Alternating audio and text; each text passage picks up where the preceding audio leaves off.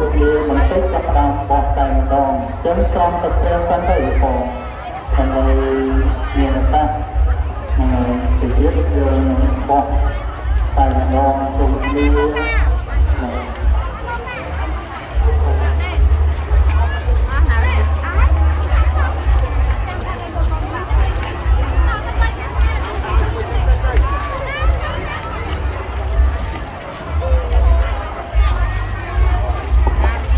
មានស្រាបងប្អូននេះ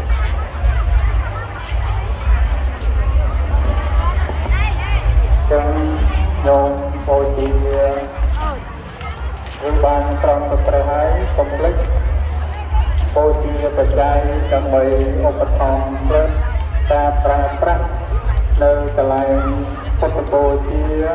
ធម្មបូជាសង្ឃបូជាសង្ឃបូជា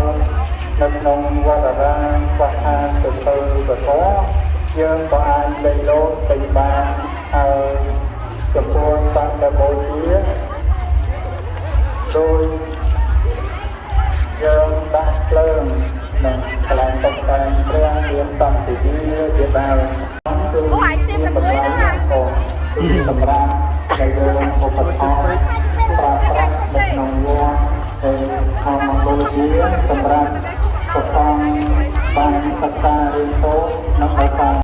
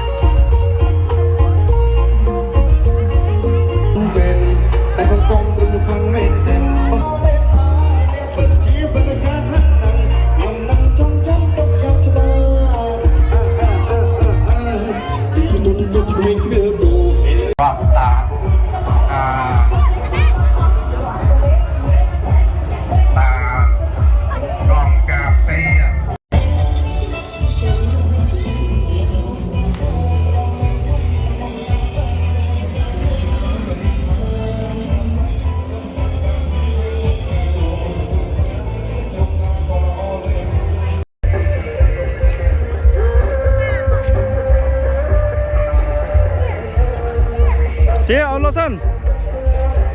Kan lot. Tia, olosan dia. Asyik.